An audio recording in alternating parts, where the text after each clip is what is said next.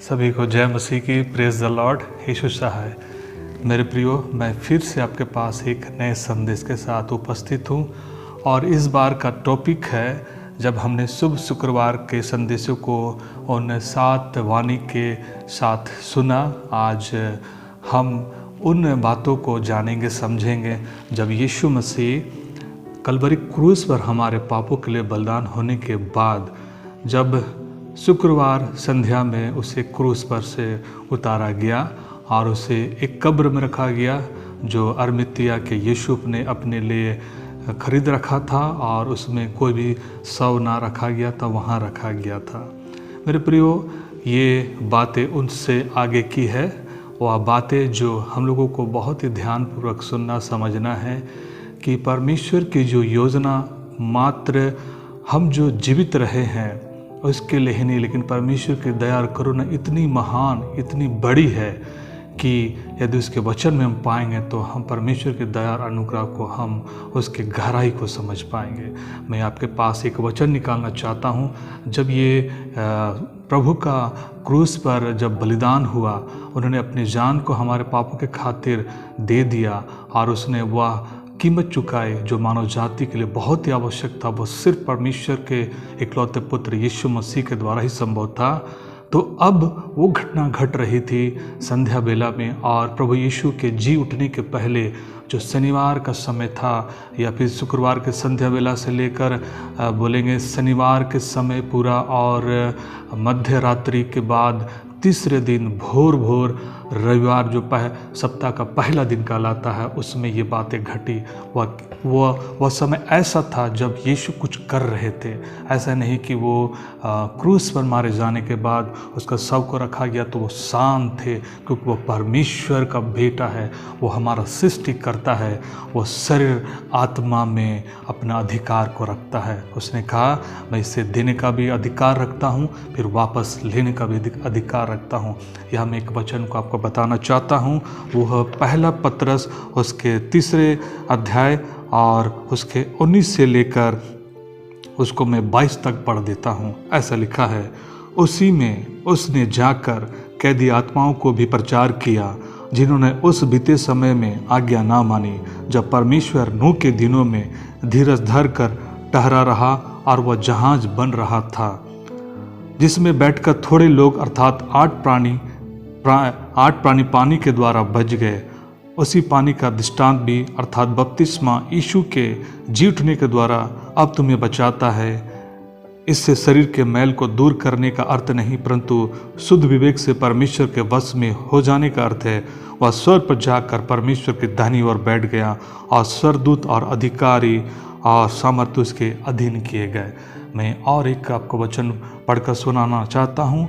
पहला पत्र 4 अध्याय में ही उसके 5वें पद में ऐसा लिखा है, पर वे उसको जो जीवतों और मरे हुओं का न्याय करने को तैयार है लेखा देंगे।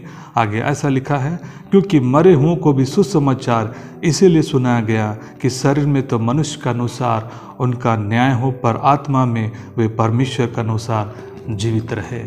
ये वचन पहला पत्रस उसके 3 और 4 अध्याय में पाते हैं।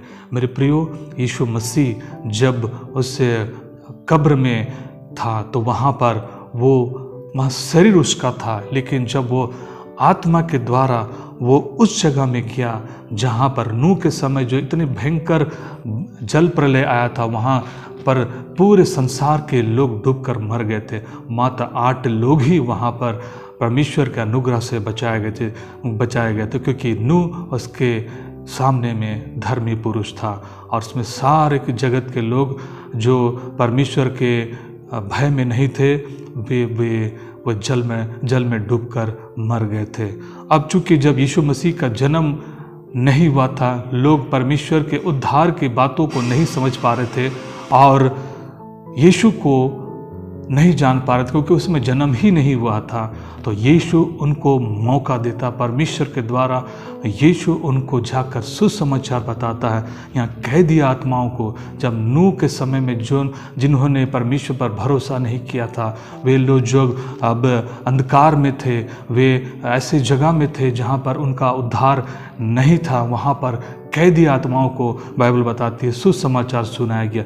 ये कितनी अद्भुत और करुणा की बात है परमेश्वर की कि परमेश्वर ने उन लोगों का भी चिंता किया जब उस समय उसके इकलौते पुत्र को उन लोगों ने नहीं जाना था। परमेश्वर को तो नहीं जाना था, अब उनके पास ये बहाना नहीं रहेगा कि हमारे पास यदि आपका इकलौता पुत्र समय से पहले आता, तो यदि हमें सुसमाचार सुनाता तो हमारा उद्धार होता, उसके क्रूस पर हमारे लहू बहाया जाता तो हमारे पाप धुल जाते, हम भी उद्धार पाते। ये उनके लिए कोई बहाना ना रहे, इसे यीशु ने उस कैदी आत्मा को जाकर सुसमाचार सुनाया। मेरे लोगों, जब ये घटना यीशु अपने जन्म के पहले लोगों को सुना रहा था, लेकिन जब से यीशु मसीह क्रूस पर हमारे पापों के लिए बलिदान हुआ, हमारे लिए वो कीमत को चुकाया, अब जो वो तीसरे दिन जी उठा, अब उसके बाद जब संसार के लोगों ने यीशु मसीह को जान लिया है, उसके सुसमाचार को सुन लिया है, तो विश्वास के द्वारा उन्हें ये उद्धार प्राप्त होता, क्योंकि प्रभु का वचन कहता है विश्वास हमें प्रभु यीशु के वचन को सुनने के द्वारा होता है।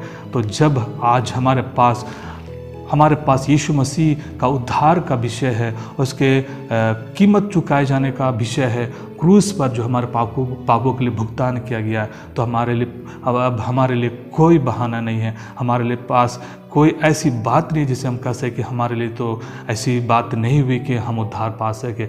यीशु ने जब उन कैदी आत्माओं को सुनाया, और लिखा है कि शरीर में तो उनका मनुष्य के अनुसार न्याय हो, परंतु आत्मा में वे परमेश्वर के अनुसार जीवित रहे। उस समय उन लोगों ने शरीर के द्वारा बहुत सारे ऐसे पाप किए थे जो परमेश्वर के समक्ष घृणित था, लेकिन आत्मा को यीशु मसीह ने सुसमाचार सुनाया, क्योंकि शरीर तो उनका मिट्टी में मिल गया था, कई नष्ट हो गए थे, और उनका न्याय ऐसे लिखा है मनुष्य के अनुसार ही होगा। लेकिन आत्मा में प्रभु यीशु ने जो सुसमाचार सुनाया, हो सकता वहाँ कुछ करुणा, कुछ अनुग्रह की बात रही होगी। मैं नहीं जानता, आप भी नहीं जानते कि जब न्याय होगा तो इनको जब सुसमाचार सुनाया गया तो इनके साथ किस प्रकार का न्याय होगा, या किस प्रकार इनको जो जी उठना होगा, सब शरीर ये फिर से जिलाए जाएंगे, तो इनके साथ कैसा व्यवहार होगा। हो सकता है कि दंड की दशा में भी इनको बहुत रिलैक्स मिला रहेगा। हो सकता है जैसे यीशु ने कहा कि जो सूर और सैदा के लोगों ने विश्वास किया, उनको जो दंड मिलने की जो आज्ञा मिली है, उसे कफरनहूम में जो सुसमाचार सुनाया गया है, कफरनहूम उससे ज़्यादा दंड के योग होगा। सूर और सैदा का जो दंड है या सदोम अमोरा का दंड है, वो कम सहने के योग रहेगा। ऐसी बातों को हम बाइबल में पाते हैं। तो ऐसा लगता है कि दंड के समय में भी हो सकता है, जब यीशु ने सुसमाचार सुनाया, शरीर में तो उनका न्याय होगा मेरे प्रियो, लेकिन आत्मा में हो सकता है, बाइबल बताती है, उनको कुछ आराम मिलेगा, कुछ हो सकता दंड उनको कम मिलेगा। मैं नहीं जानता, लेकिन बाइबल के अनुसार हम इस बात को समझ सकते हैं। तो प्रियो, जब हमारे लिए आज यीशु मसीह उपाय है, तो आज हम यीशु को जान करके क्यों नहीं अपना मन को फिराते हैं। हमारे पास मौका है। मैं उन लोगों को बताना चाहता हूँ जो यीशु को सुनते हैं, जानते हैं, पर उसे अपना उद्धारकर्ता करके ग्रहण नहीं कर रहे।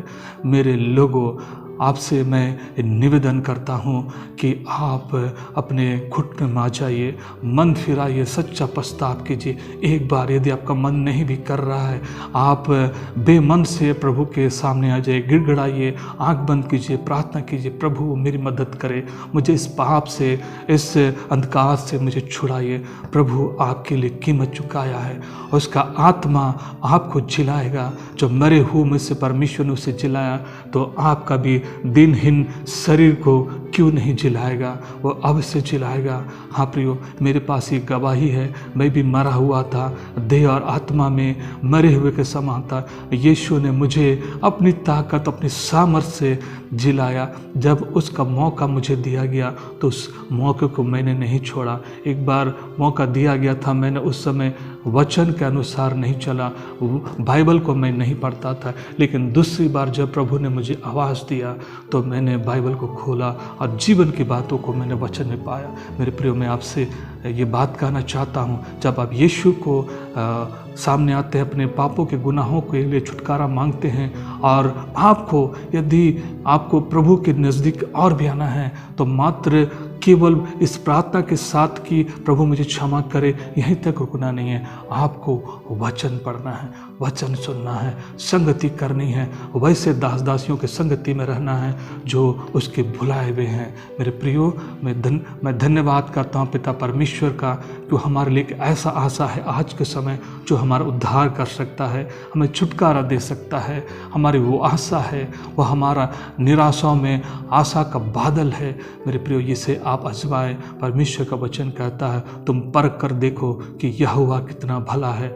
जब उसने अपने इकलौते पुत्र यीशु मसीह को हमारे पापों के छुटकारे के लिए दे दिया है, तो हमारे छुटकारे के लिए जब उसने इतनी बड़ी कीमत को चुकाई है, तो हमारे प्राणों को उद्धार के साथ और भी हमारे कई बातों का वो हमारा उपाय करने वाला परमेश्वर है। इस वचन के द्वारा आपको आशीष मिले। और ये शनिवार का दिन, जब शुक्रवार के शाम को जब उसका शव को जब रखा गया कब्र में, और उस समय से लेकर जी उठने के समय में प्रभु यीशु यही कार्य करते रहे। वो चुप नहीं बैठते हैं, वो उस समय भी कार्य करते रहे जब वे पृथ्वी में चलते फिरते रहे, और जब वे कब्र में रखे गए उस समय भी कार्य करते रहे, सुसमाचार सुनाते रहे। जी उठे उसके बाद भी हमारे कार्य करते हैं। आज भी हमारे प्रार्थनाओं को सुनते हैं, हमारे लिए विनती करते हैं, हमारे प्रार्थनाओं को जवाब देते हैं, हमारे विश्वास का उत्तर देते हैं। मैं आपसे ये निवेदन करता हूँ, आप अवश्य अपने जीवन में प्रभु यीशु को मौका दे। यदि आपने अभी तक प्रभु के पास नहीं आए हैं तो आपके पास आज ही मौका है। आज ही अपने घुटनों में आए, आज ही अपने जीवन प्रभु यीशु को दे। आप निश्चय यीशु के द्वारा आप उद्धार पाएंगे। इस वचन संदेश के द्वारा प्रभु आपको आशीष करे। आमीन। जय मसीह की। Praise the Lord.